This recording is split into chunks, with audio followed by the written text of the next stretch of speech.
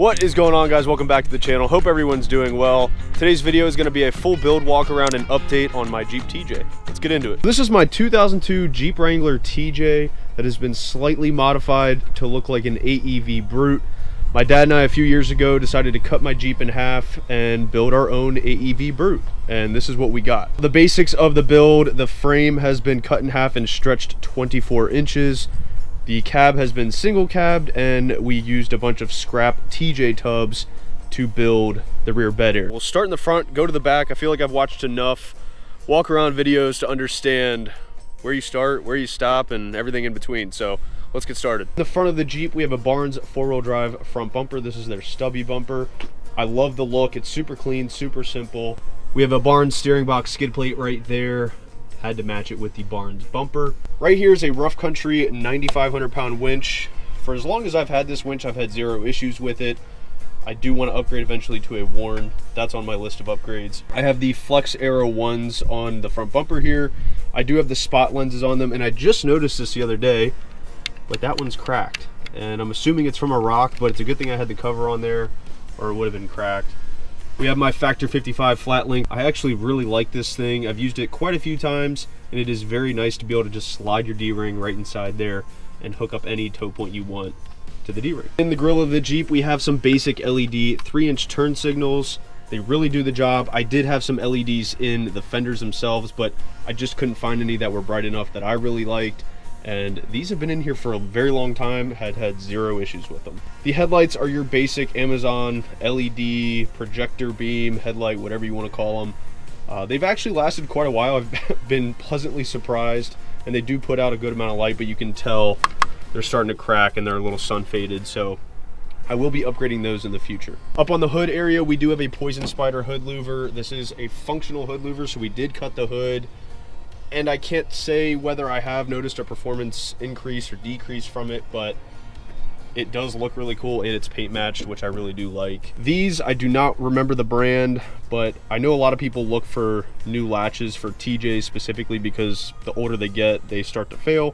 I've had these for probably 10 plus years, 8 years, and they've lasted a very long time. I've never had any issues with them. So I absolutely can't stand the factory TJ antenna, so I just threw this on there. I think I bought it for 12 bucks on Amazon. I don't even use the factory radio or AM FM channels. I have Bluetooth and USB, so this is just for looks, to be honest with you. I thought about deleting this altogether when we had everything apart and just sealing it up with some metal, but that was just too much work for an antenna, so we left it. We have the KC Gravity Pro 6 up top here. One of the baddest light bars I've ever had on a vehicle or have seen in person. I know it's really cool, and I know people have their favorite brands out there, but I've really enjoyed this KC Gravity Pro 6. These are the KC light bar brackets that we have paint matched.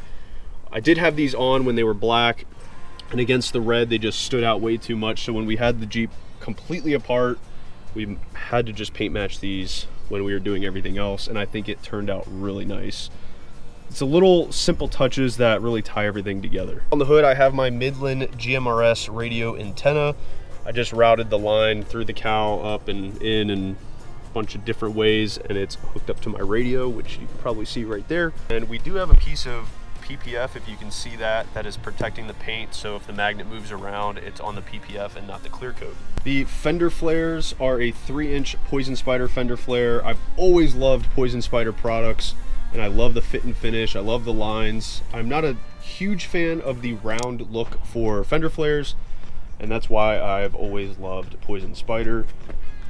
And it looks really clean. We have the We have the aluminum inner fenders in here. It really cleans up the inside of this area. Yes, I know I do not have my Jeep stickers on here, but I actually have some 3D printed raised Jeep letters that I still just haven't had a chance to put on.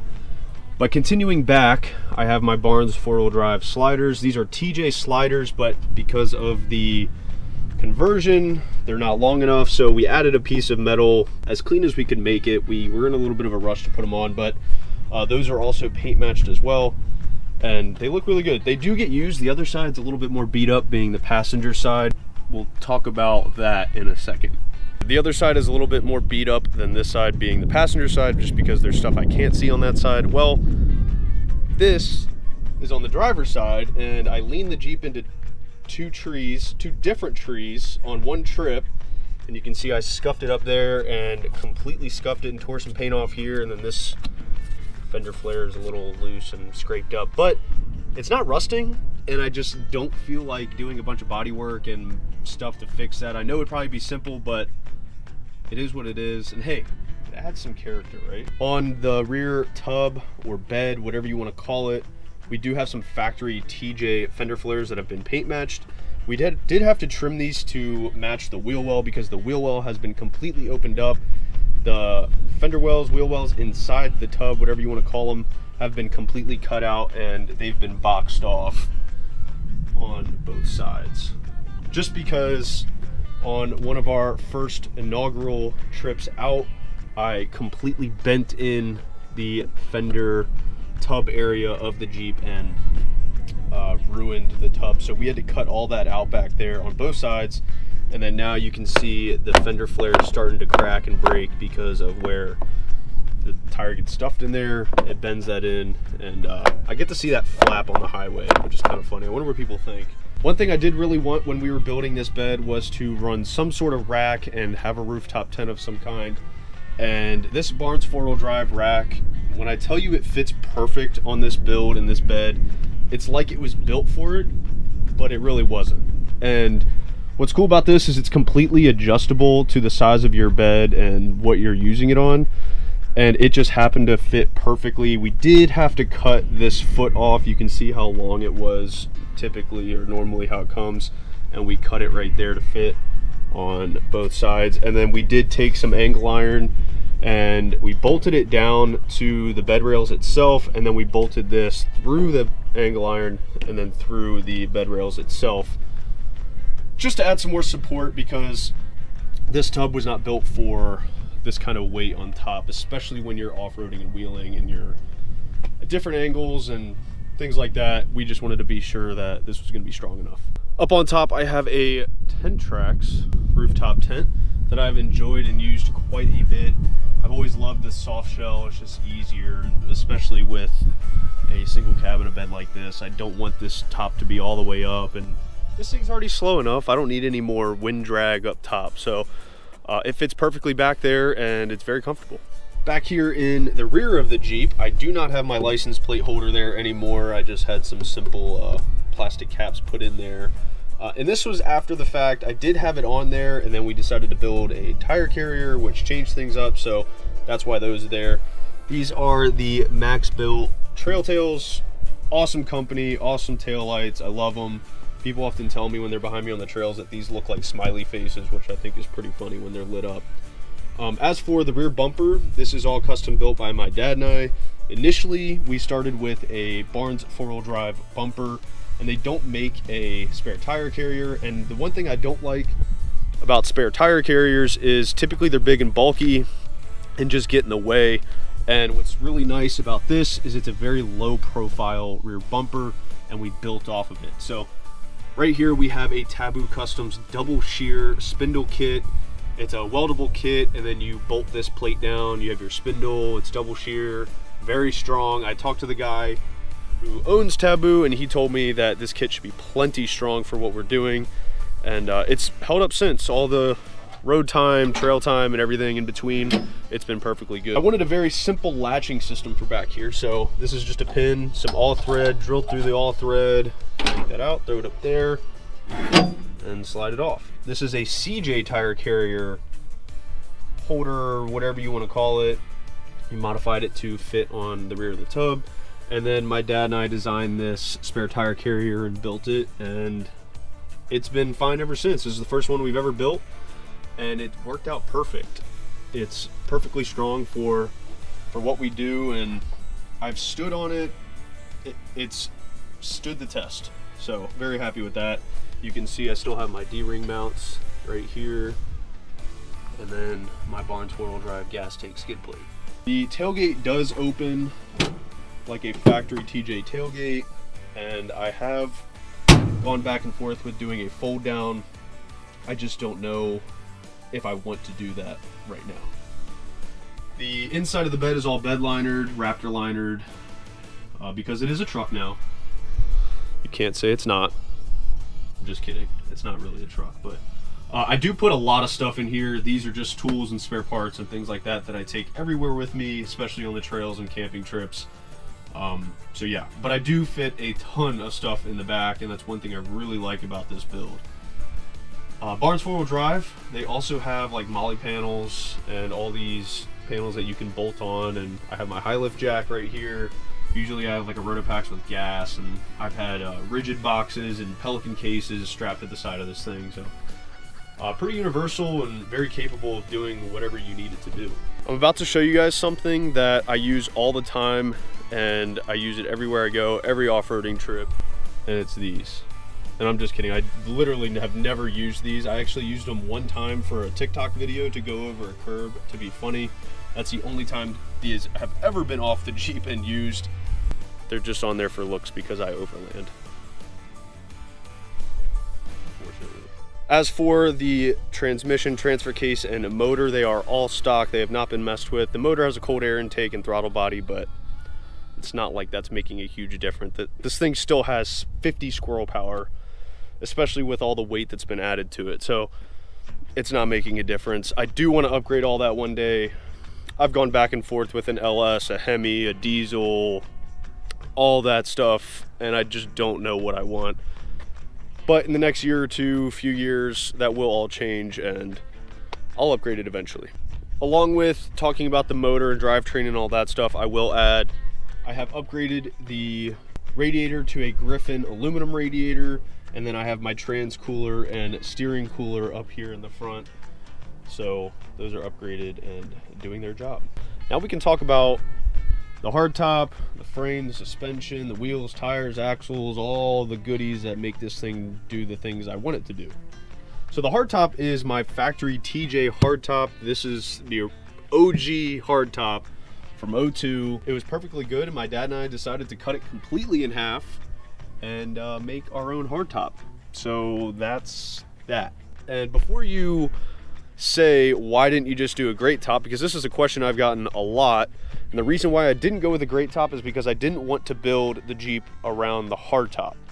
So if I went with a great top, we were stuck with the dimensions of that top, and we had no control over how big the tub of the single cab was going to be and the bed and all that stuff. So building the Jeep how we wanted it to be and then building the hardtop for it to fit allowed us to have more creative freedom with what we make the Jeep look like, the room, the dimensions, all things like that. So hopefully that clears that up, because a lot of people have asked me why we decided to cut a hardtop in half and not just buy one. There's your answer. Now, we did our best to maintain the factory look of it. My goal with this Jeep was to keep a somewhat factory TJ look with the bed rails and the tub and the corners and everything. And especially with the top, the hardtop still has the original glass in it. You can see we just have these brackets that hold it on. It's bolted through the tub. It doesn't have the gas struts on it anymore, but if we wanted to put them on, we could, and we can use it, especially when this isn't on. But yeah, the hardtop was probably the most difficult part of this build, just because of all the sanding, Bondo, and fiberglass. It just was not fun, and we had to make it perfect, getting the dimensions and everything right up top, and then also making it fit, just because it's curved. It's not straight. So the angle coming down and up are different, and it just was not an easy process, but in my opinion it looks really good, and I'm very happy with how it turned out. All right, now we can talk about the meat and potatoes, the front suspension, rear suspension, the axles, the wheels, tires. Let's get into it. So the front here is an East Coast Gear Supply Dana 60. It's got 513 gears, it's got aux cable lockers, it's got Yukon lockout hubs on the outside, which is where they always go. The tie rod and drag link was built by my dad and I. We have a PSC hydraulic assist ram. I have a PSC steering box up there, and then yeah, that's about it. Not much else going on down under here. We have my anti-rock sway bar arms, which I absolutely love and I recommend to everyone. I never really drove this Jeep with sway bars, and so I'm very used to the swayiness of it. swayiness. I don't even know if that's a word, but very used to it, and that helped tighten it up just enough that it made it more comfortable to drive. But off-roading made it easier. I didn't have to get out and do things and whatever. Either way, definitely a cool upgrade if you decide to do it. The rear axle is also an East Coast Gear Supply Dana 60, and it also has aux cable lockers, 513s, and that thing is bulletproof. I don't know if I'll ever use these axles to its fullest potential. These things really belong in a full-time rock crawler, but I do get to use them, maybe not to their fullest potential, but at least 70% of it. I'm gonna baby this thing because it is my baby. But yeah, that's it for the axles pretty much. But now we'll get into the suspension, and we'll start in the rear because we're already here. I have Fox 2.0 reservoir shocks. They are not the adjustable ones, and yes, there's a lot of weight back here. You can see the travel right there. Not something I'm happy with, but it is what it is, and I do plan on probably taking this stuff off one day and just wheeling it like a real Jeep. We have rock crawler 4.5-inch triple rate springs back here, and they're good, they're decent. I don't have anything good or bad to say about them. They've worked and done exactly what I needed them to do. Back here in the rear still, we have a 4-link. The upper is triangulated, and the bottom is a standard link. There's nothing special going on there. It's not a double triangulated rear. Just got rid of the track bar, which I would not have been able to run with the gas tank skid plate and that axle. They definitely would have been binding or hitting, just wouldn't have been good. In the front here, God, why am I out of breath? In the front here, we have a radius arm style front suspension, and my dad and I did build the front suspension and the rear suspension. Just wanted to add that. And it's all Barnes 4-wheel drive, DOM, enduro joints, all their brackets and everything like that. So it's a radius arm style setup in the front, which I did plan on doing a 3-link initially, but we ended up doing this just because we had the parts and it was just easier for geometry. Wasn't ready for a 3-link at the time, and the axle was also set up for a radius arm, so just was simple, easier, it was already done. Also, Fox 2.0 reservoir shocks, non-adjustable, and then the 4-inch rock crawler triple rate springs in the front as well. One thing I do plan on changing about the suspension, and it's worked really well the past few years since we built the Jeep, is I do want to change where these are located. They just hang way too low. This was meant to be up there behind the skid plate, but they're not, and they're just, you can see how bashed in they are, and the arms are messed up. But I just want to change the location, put them up further, and also have more of a skid plate on them. They really get caught and hung up on things, and I'm just not a huge fan of it. But they work, and they're doing their job. They're holding the suspension there. My transfer case skid plate is my factory transfer case skid plate. I do plan on upgrading that, and it is beat to crap, and it needs to be changed. But I just haven't had the chance to do it, and I need to do it. Yes, I know. The exhaust is dropped right here past my cab. If it's under my cab, then I will die of exhaust fumes, so we dropped it right after. And we cannot forget about the wheels and tires. These are 40-inch, 13.5, 17 Milestar MT02s. This is not their previous MT that had all the issues that people were ranting and raving about on social media and the internet. I've had zero issues with these tires. I've run them on the East Coast, on the West Coast, in Johnson Valley, which they performed fantastic, especially with all the grip out there. But I'm not afraid to wheel on these things, and I've never had any issues with them. I don't baby them. When we go wheel, I'm not taking a particular line to prevent any of the sidewalls or anything from touching rocks or tree stumps or anything like that. So I like them. I've enjoyed them, and they're great on the road. They're quiet. It's not like a huge MT that's knobby and loud. So nothing but great things to say about them. I know they've received a lot of hate over the years, but yeah, happy with them. I have my Rhino Raceline beadlock wheels. I've always loved aluminum wheels, especially on a TJ. I really think it gives it that classic Jeep look. and these just have a modern twist, but they also just look so pretty, so shiny. And I've always wanted beadlocks, especially for airing down a lot more, but I've been very happy with these wheels. The last thing we'll talk about is the interior. I have a lot going on. This is my Midland GMRS radio. This is just my phone mount. This is my overland gear guy pouch right there, which I actually use a ton of. I got all my patches on there. I have my rugged radios, intercom right there. My headsets are behind the seat. That's a badass unit. If you ever get the chance to get one, use one. It's pretty cool. That's my Midland radio attached right there. It is an automatic. And then these are my cables for my lockers. So this is the front, this is the rear. This one's just not bolted in yet, but it goes right there. And yeah, they work great. That'll about do it for this video. I hope you guys enjoyed. If you're new here, please hit that subscribe button, hit the thumbs up. We're trying to get to 10,000 subscribers, so hopefully you guys can help me do that. But I hope you enjoyed the little walk around update video of the Jeep TJ, but we got some fun stuff planned for 2024. Hope to see you guys be part of it.